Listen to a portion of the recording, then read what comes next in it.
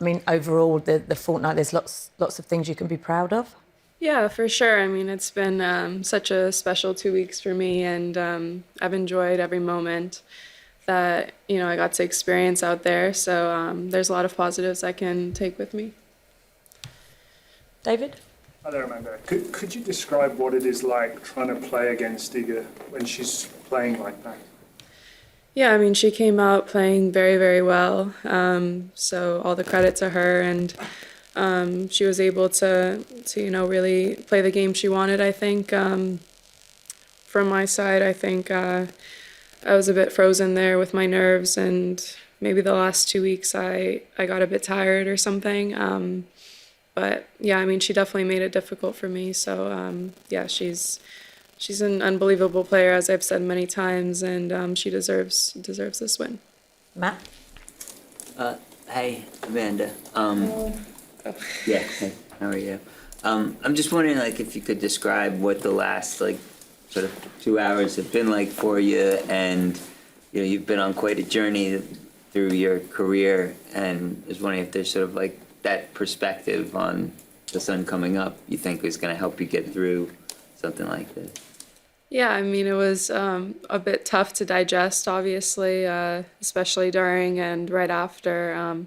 It's not how I would have wanted my first Grand Slam final to go, but I think I was a little bit in shock after as well. But I told myself I'll definitely come out stronger after this. I mean, that's not an easy thing to go through, losing 0-0 in a Grand Slam final. But if anything, I can look at it as a positive and something that I can look at as motivation going forward. And obviously, there's a lot of things I need to do to progress.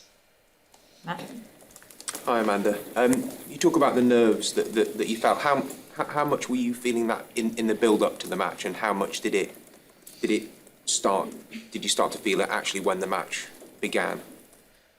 I mean, I was nervous, but it wasn't anything out of this world. If anything, I was more excited to go out there and compete. But yeah, I mean, I didn't practice yesterday, and I think that I was just really fatigued, and I could feel it also in my warm-up this morning. I mean, I had to take a break after every single rally out there in my warm-up. So I think if anything, it's my physicality that I need to work on, and to be able to last 2 weeks in a Grand Slam is definitely something that you need to work a lot on. It's not any easy feat. So yeah, it's just there's a lot of room for improvement, I think. And yeah, if anything, I think it's more experience for me on how to handle nerves, and it's my first slam final, so at least I have that experience now. Willie? Your post-match speech was something that was quite memorable and quite moving. What were your thoughts as you were about to give that speech, and what was it like to do it? Yeah, I mean, I was getting so overwhelmed with emotion, and I think I was just trying to hold it together, honestly, and it was such a big moment. I was trying to remind myself, like, this is an incredible moment, and to not try and let that go and get overwhelmed by, all the feelings I was feeling. So I tried to keep it together and swallow all the tears and just speak from my heart, really. There were a lot of things that, I wanted to say, and I felt like my speech was pretty long. But yeah, I just wanted to really take advantage of the moment that I had and try and forget what had just transpired the previous hour, and just kind of acknowledge everything that I've done the last 2 weeks and all the people that have helped me get there. Charlie? And you mentioned there about not feeling great in practice after each rally and things. Was that a particular thing, or was that just fatigue that you were feeling? No, I think it was overall just fatigue.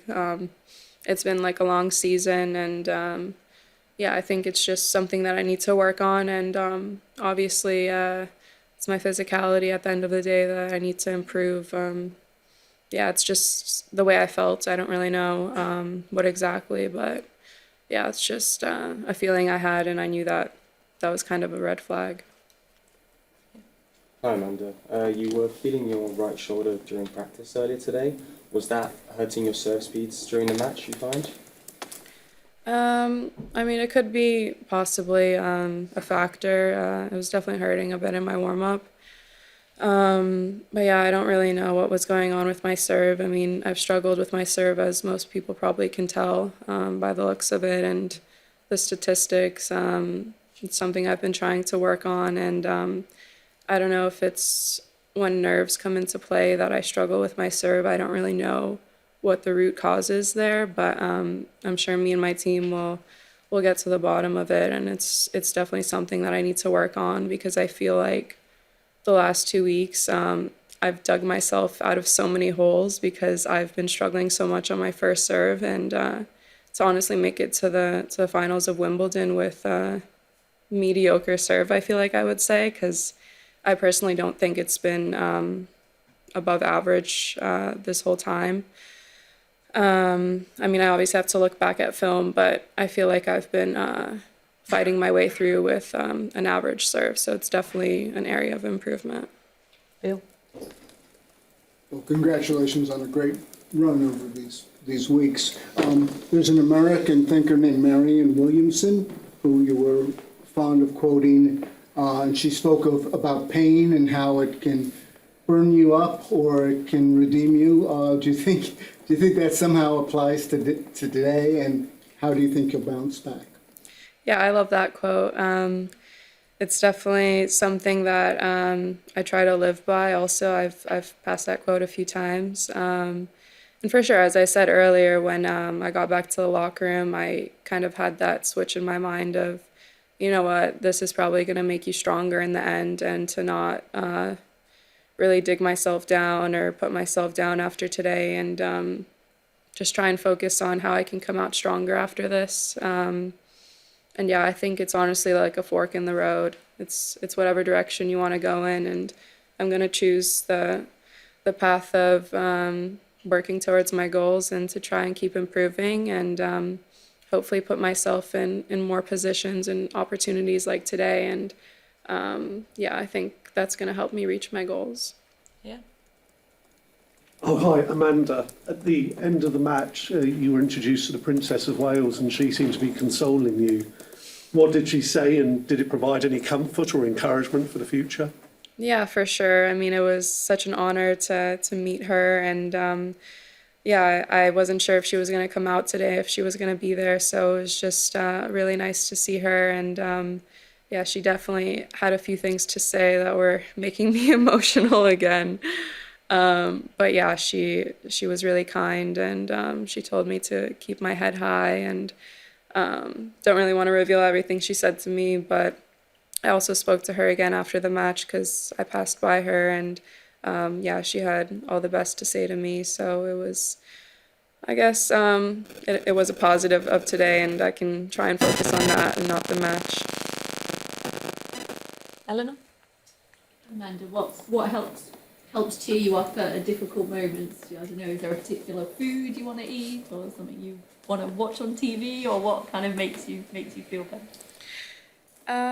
I think just being surrounded by people I love. I obviously have a lot of family here, so I'm really fortunate that they're all here, especially in times like this. Yeah, I think just receiving all the comfort I can tonight will be super helpful, and yeah, I'm just excited to get a few days off and turn my mind off of everything, and yeah, just spend a lot of time with my family and friends, so that'll be nice.